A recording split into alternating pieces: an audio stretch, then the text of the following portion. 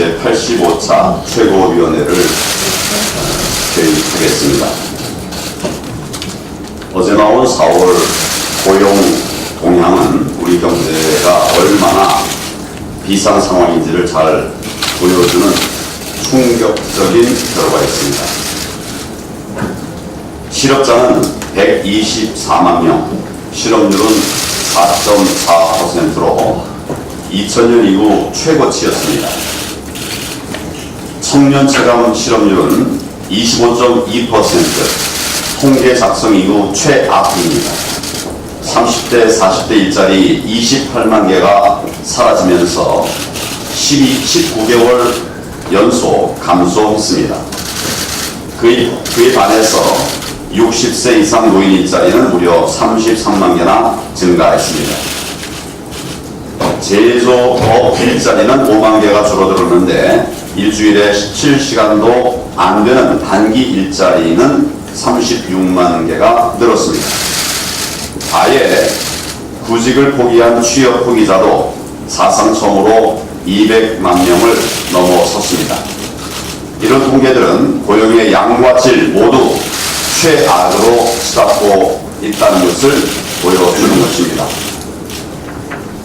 지난 열흘 인생 대장정에서 제가 목격한 국민들의 삶은 한마디로 경제 실정의 폭격을 맞은 민생 폐허의 현장이었습니다. 사고는 정권이 치고 피해는 애꿎은 국민들이 뒤집어쓰고 있는 양상입니다. 골목 상권, 시장, 공단, 농촌, 기업 어느 곳 하나도 제대로 돌아가는 곳은 찾을 수가 없었습니다. 시장 상인, 자영업자들은 물론 농촌의 농업인들까지도 최저임금 급등의 직격탄을 맞고 있었습니다. 구미, 상주를 비롯한 4대강 주변 지역들은 일방적 보호 파괴로 농사를 망치고 관광객은 사라지고 지역 경제도 무너지고 있었습니다. 탈원전으로 석탄 발전이 늘면서 당진 지역 주민들은 창문도 못 열고 빨래도 못 노는 흑색 공포에 시달리고 있었습니다. 오늘 아침에 일찍 그 지역을 지나가고 있었는데 정말 하늘이 뿌에서 앞이 제대로 보이지 않을 정도의 그런 나쁜 공기 상황을 볼 수가 있었습니다. 이처럼 국민들의 절규로 가득한 민생 현장을 보면서 정말로 가슴이 아팠고 이 정권에 분노하지 않을 수가 없었습니다. 게다가 앞으로 좌파 정책 실험의 후폭풍이 더 클 수도 있어서 걱정을 넘어서 공포스러울 지경입니다. 당장 주 52시간을 대책도 없이 버스 기사들에게 밀어붙인 결과 버스 요금을 올리거나 세금으로 적자를 메울 수밖에 없는 상황이 되어야 말았습니다. 탈원전으로 한전과 발전사 적자가 눈덩이처럼 불어나고 있는데 이것 또한 전기요금을 인상하거나 세금으로 막을 수밖에 없습니다. 다른 길이 없습니다. 기업들의 실적은 부진한데 이렇게 세금 쓸 곳은 늘어나니 부동산 등 세금을 더 올리거나 국채를 늘릴 수밖에 없는 것입니다. 민생 파탄, 국가 파산을 염려할 수밖에 없는 상황입니다. 그런데도 문재인 대통령은 경제가 성공으로 가고 있다고 합니다. 정말 말문이 막히는 이야기입니다. 딱 하루만 인생 현장을 제대로 돌아봐도 저렇게 황당한 이야기를 할 수는 절대로 없습니다. 지금 국민들은 대통령에 대한 기대도 의 정권에 대한 희망도 사실상 모두 포기하고 있는 상황입니다. 이제라도 좌파 정책 실험을 포기하고 경제 정책을 전환해야 합니다. 대통령이 결단을 내린다면 우리 당은 오로지 국민의 삶을 위해서 적극 협력할 것입니다. 좌절이 분노가 되고 절망이 저항으로 이어질 날이 얼마 남지 않았음을 다시 한번 엄중히 경고합니다. 나라가 이렇게 벼랑 끝에 있고 국민들은 고통에 빠져 있는데 여야 사당은 국회의원 숫자 늘릴 궁리만 하고 있습니다. 연동형 비례대표제를 해도 국회의원 숫자는 안 늘어난다면서 패스트트랙을 밀어붙이지 않았습니까? 그런데 잉크도 마르기 전에 국회의원 숫자를 늘려야 된다고 하고 있습니다. 정말 파렴치한 주장을 내놓고 있는 것입니다. 국회의장까지도 이런 주장에 도관이동하고 있는데 도대체 우리 국민들을 얼마나 우습게 보고 있는 것입니까? 여론조사 결과를 보시지 않았습니까? 국회의원들을 숫자를 줄이라고 하는 것이 국민들의 절대 다수의 여망인데 무시하고 있는 것입니다. 누구를 위해서 의석수를 늘리겠다는 거냐? 이러려고 패스트트랙에 그렇게 목을 맨 거냐?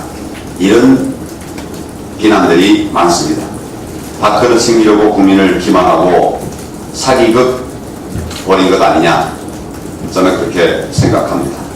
우리 당은 국민들의 뜻을 받들어서 비례대표를 없애고 국회의원 30석을 감축해서 300석을 270석으로 줄이는 방안을 당론으로 정했습니다.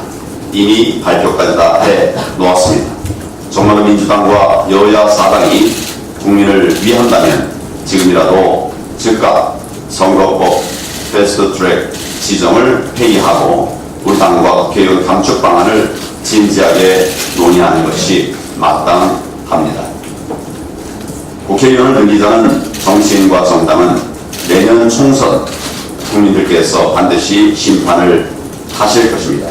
문재인 대통령께서도 이 문제에 대해서 입장을 밝혀주실 것을 다시 한번 말씀을 드립니다.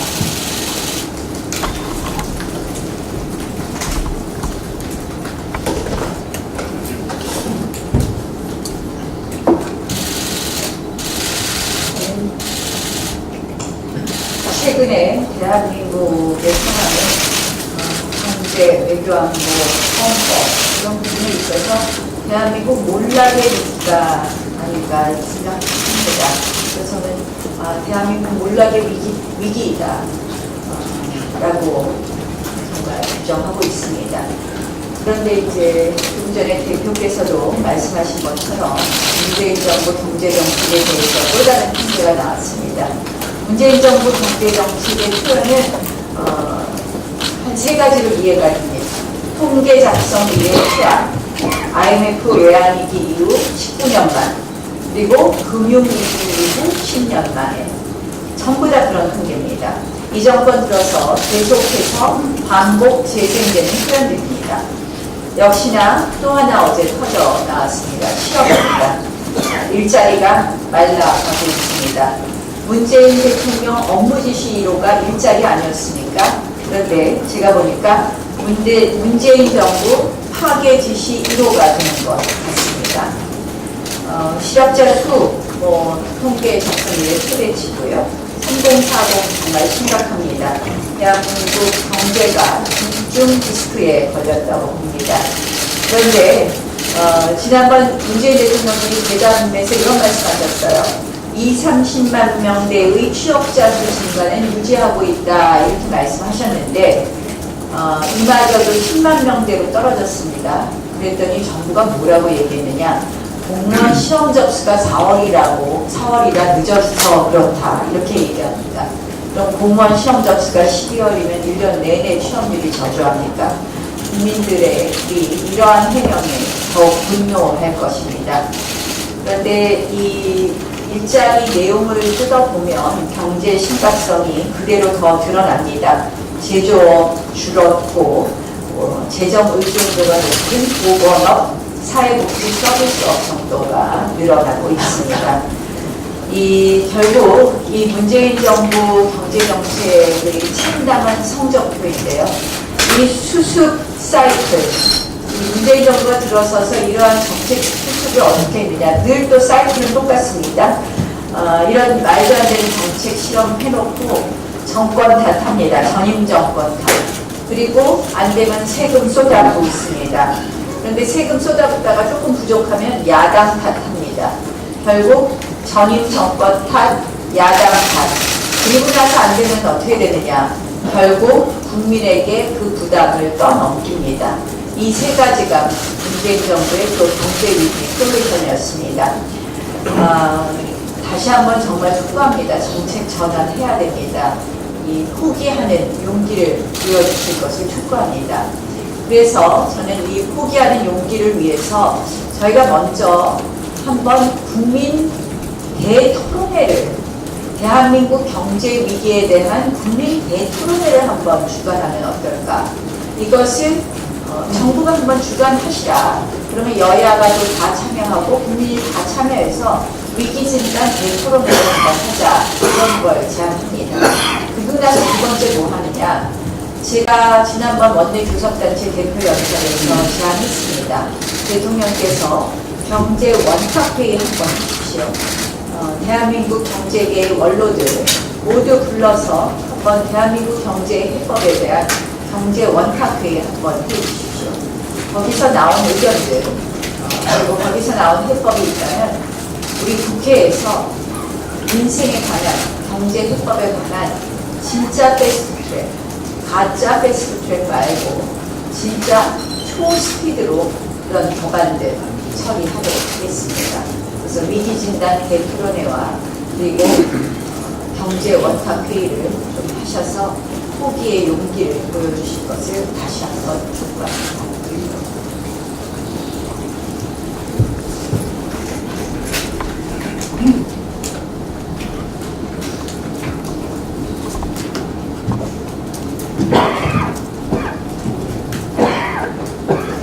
네, 안녕하십니까. 저는 조경태 최고입니다. 이틀 뒤면 5.18 강주 민주화운동 제39주년 기념식일입니다. 5.18 민주화운동은 현대사회의 가슴 아픈 비극이지만 또한 대한민국의 민주화를 상징하는 역사이기도 합니다. 5.18은 그 어떤 이념적 대립이 아니라 군부 독재에 대한 국민적 저항이었고 민주화를 위한 순수한 혁명이었습니다. 아무리 시간이 흐르고 세대가 바뀌어도 5.18이 가지고 있는 민주화의 정신 그리고 화합과 통합의 정신은 사라지지 않습니다. 5.18 민주화 운동을 기념식을 국가 행사로 격상시키고 강주 시민의 넋을 국립묘지에 모시는 것 역시 5.18 정신을 기리고자 하는 것입니다. 김영삼 정부에서 5.18 특별법을 만들고 전두환 전 대통령을 처벌한 이유도 같은 맥락이었습니다. 여러분들께서 잘 아시다시피 96년 8월 26일 전두환 전 대통령 1심 선고에서 사형 선고를 받았습니다. 하지만 97년 12월 20일 김대중 대통령 당선자와 김영삼 대통령이 만나서 사면 결정을 합니다. 그리고 97년 12월 22일 특별 사면이 단행됩니다. 이처럼 김대중 대통령께서 국민 대통합이라는 5.18 정신에 따라 전두환 전 대통령을 특별 사면하는 정치적 결단을 보여주셨습니다. 또한 97년 대통령 선거에서 김대중, 이해창, 이인재 대선 후보가 전두환 노태우 대통령 사면을 대선 공약으로 내걸었습니다. 일면 표를 얻기 위한 목적도 있었지만 그것보다도 국민 대통합을 위한 목적이 더욱 컸다고 저는 생각합니다. 여러분들이 존경하는 김대중 대통령의 뜻이 무엇이겠습니까? 앞서 말씀드렸던 대로 정치력을 발휘하여 국민적 통합을 통하여 강주 시민의 아픈 부위를 치유하고자 한 것 아니겠습니까?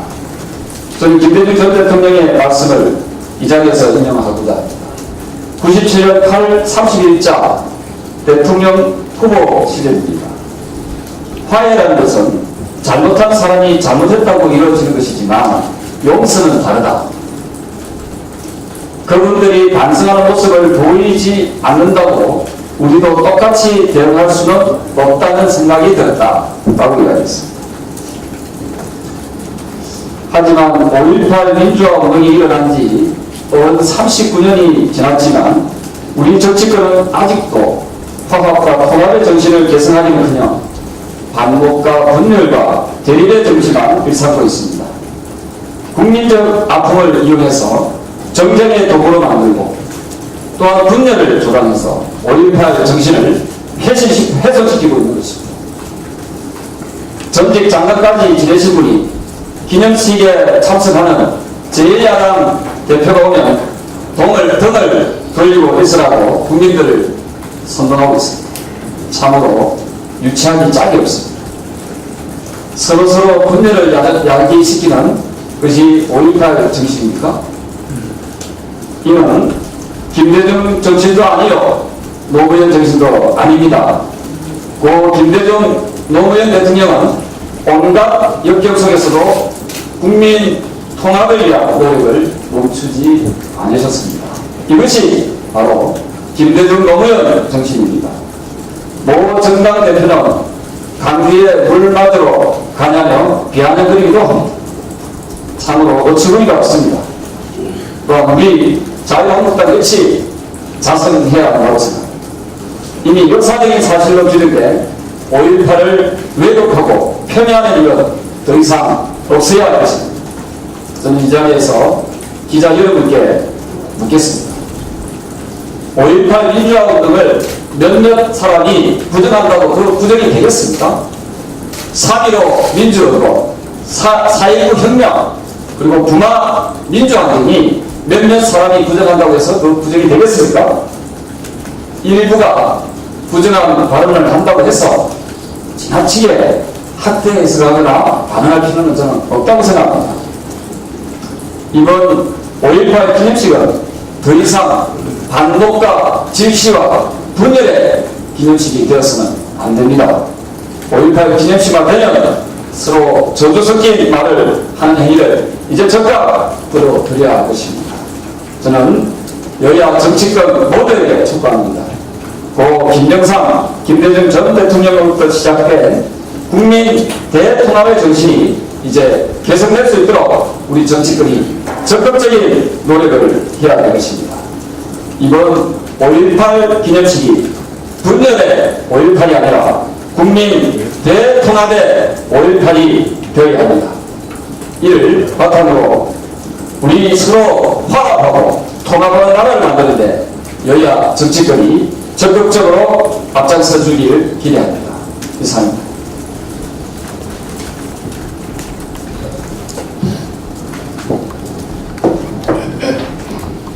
105일 152명 투입한 수사, 승리 18회 조사, 경찰이 권인선의 승리에 대한 결론을 이렇게 했음에도 영장 기각됐습니다.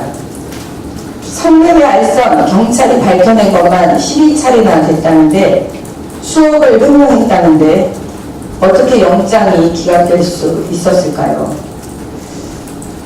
결국 경찰은 수사하는 척만 한 것이 아닌지 긴 수사기간 동안 승리 측에게 방어 논리만 만들어주고 중요 부분 감출 수 있는 시간만 준 것은 아닌지 의심이 듭니다. 박찬주 대장은 기도 모임에서 식사한 것도 뇌물로 만들어 구속했던 이 정부 사람들입니다. 승리가 부르는 경찰총장이라는 사람이 자신의 뒷배라고 생각했고 그 경찰총장 윤총경은 청와대 사람이었고 민정수석실에 있었고 문재인 대통령 사람이라고 아마 생각했을 겁니다. 그런데 경찰은 윤총경은 일과 식사하고 골프 접대 받고 콘서트표도 받고 했다는데 대가성이 없어서 뇌물이 안 되고 액수가 적어서 김영란법도 안 되고 그래서 무혐의랍니다. 경찰은 검찰의 수사 지휘를 받지 않고 수사를 독자적으로 하게 해달라고 수사권을 달라고 아우성이고 문재인 정부도 그러고 싶어 합니다. 손석희 사장의 배임 혐의에 대하여 민변 출신 변호사, 노무현 대통령 후보 지지 법률 자문단이었고 한미 자유무역협정 반대 활동해왔던 사람이고 손석희 씨가 진행하던 MBC 100분 토론 출연하기도 했던 그 변호사에게 자문받아서 무혐의 결정했습니다. 검경 수사권 조정안을 청와대와 민주당이 지금 내놓고 패스트트랙에 태웠습니다. 국민들 대상으로 어디까지 실험할 생각인지. 여기 이 자리에 우리 젊은 언론인들이 많이 계십니다. 누구보다도 예민한 시선과 강력한 힘을 가지고 계시는데 잘 한번 생각해 봅시다. 국민의 기본권이 쉽게 무너질 수 있는 가장 예민한 부분은 바로 수사 파트입니다. 신체의 자유가 무너질 수 있는 그 영역, 합법적으로 신체의 자유를 침범할 수 있는 그 영역에서 우리는 이런 경찰에게 우리 자신을 실험 대상으로 던져버릴 것인지 한번 생각해 봅시다. 제가 볼 때는 우리 언론인들께서도 이제 앞장서서 막아내셔야 할 거라고 생각합니다. 이상입니다.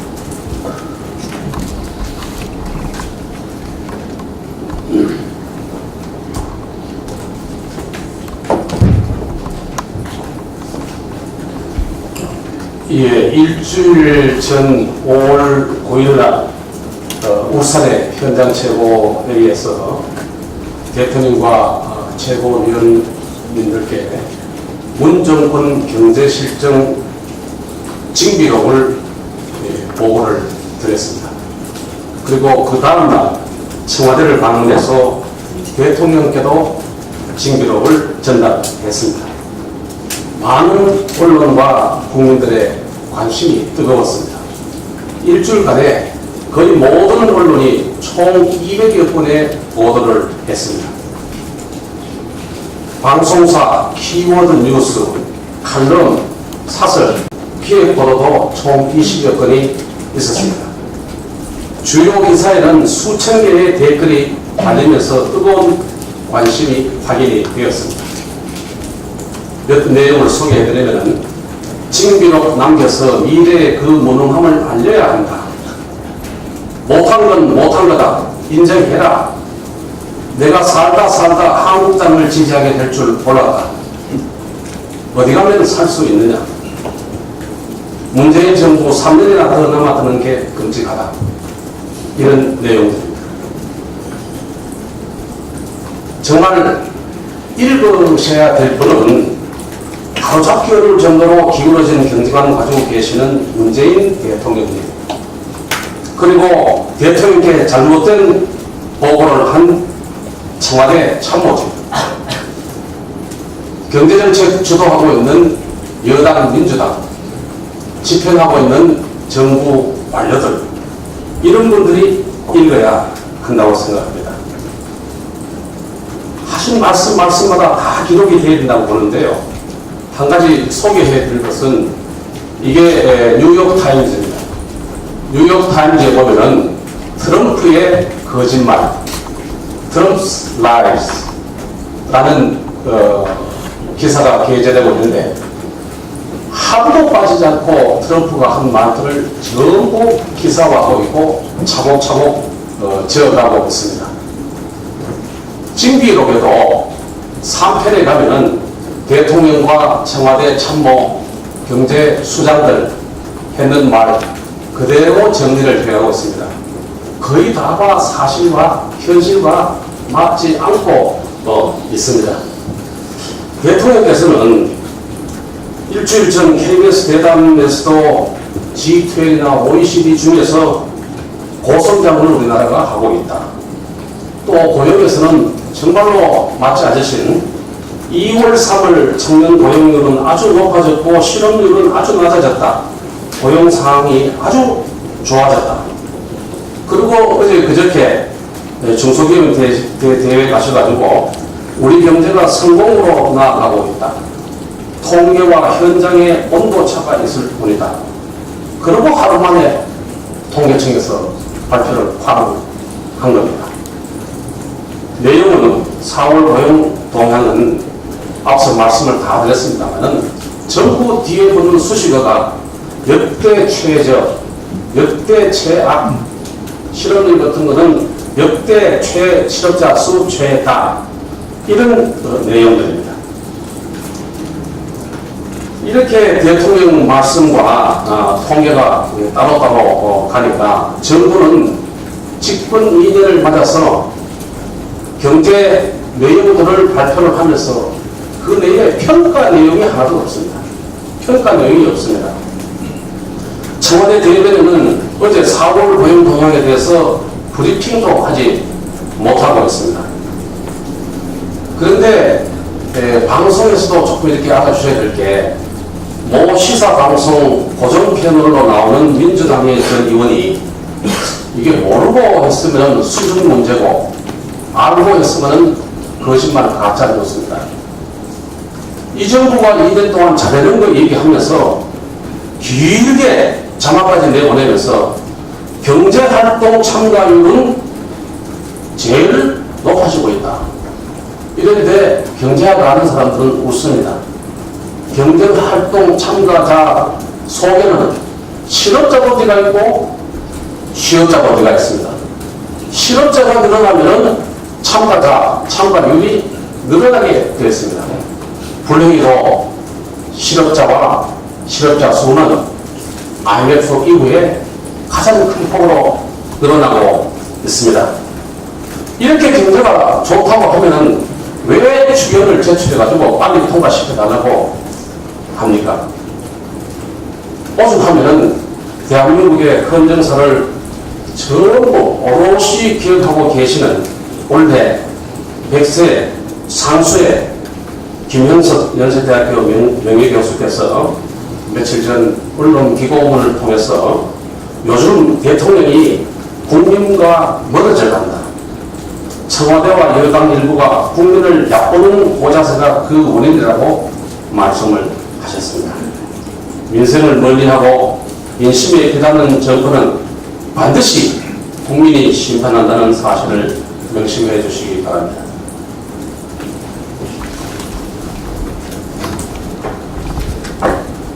네, 청년들이 숙목군 장발장마저 되고 있습니다. 숙목군이 뭔지 아십니까? 숙식과 노가다를 하는 사람들을 일컫는 줄임말입니다. 건설근로자 공제회에 가입한 일용직 건설 근로자 중에 30세 미만 근로자가 2013년 6만 명에서 지난해 13만 명을 넘어섰습니다. 2배 이상 증가한 수치입니다. 청년 실업이 장기화되면서 단순 노무직이나 공사장 일용직을 전전하는 청년들이 크게 늘어난 것이죠. 급기야 생활고와 배고픔으로 고작 삼각김밥을 훔치다가 붙잡힌 장발장 취준생까지 우리 사회에 등장을 했습니다. 제가 지난달 아르바이트 체험을 하면서도 느꼈지만 최저임금 1만 원으로 소득주도 성장은커녕 골목상권의 손님도 아르바이트 청년도 씨가 마르는 상황입니다. 생활고로 삼각김밥을 훔친 청년 취준생의 보도가 나간 그날도 정부는 청년 일자리의 질과 양이 개선되고 있다는 셀프 칭찬에만 열의를 올리는 아이러니한 상황이 일어났습니다. 정말 모두가 노라고 하는데도 대통령만 나홀로 핑크빛 난관을 하는 것인지 도저히 이해하기가 어렵습니다. 감히 장담하건대 청년 현실을 가감없이 목도한다면 청년 고용률이 높아졌다는 청와대와 정부의 자화자찬이 한없이 부끄러워질 것입니다. 이상입니다.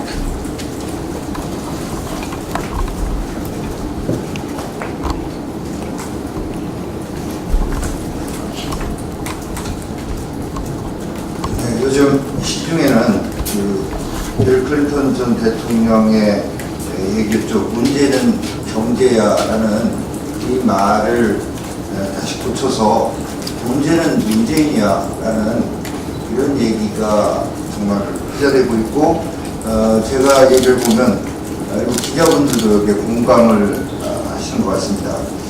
정치를 정말 이렇게 혼란한 상황으로 만들어 놓은 장본인이 대통령인데, 대통령은 이 모든 것을 본인은 무관한 척하면서 야당 탓을 하고 있고, 경제는 정말 민생이 도탈에 빠져들고 있음에도 불구하고 경제가 성공으로 가고 있다라고 하니 이런 얘기가 나오지 않을 수가 없을 것입니다.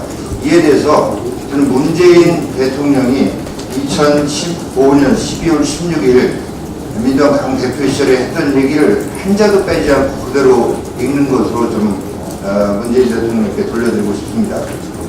경제는 실패했고 민생은 무너지고 있으며 남북관계는 앞이 보이지 않습니다. 야당을 외면하고 여당 대표와 국회의장을 부하처럼 다루면서 국회를 능멸하고 있습니다. 모두가 우리 민주주의를 위협하는 신독재의 징후들입니다. 이거 문재인 대통령이 야당 대표 시절에 한 얘기입니다. 근데 대통령이 이런 인식을 가지고 있으니까 여당이 하는 짓은 더욱 가관인 것이, 우리 당의 그 당 대표를 비롯해서 민생을 위해서, 민생을 챙기기 위해서 현장으로 나서서 대장정을 하고 있는데, 이걸 가짜라고 하면서 자신들이 진짜 민생 대장정을 하겠다고 합니다.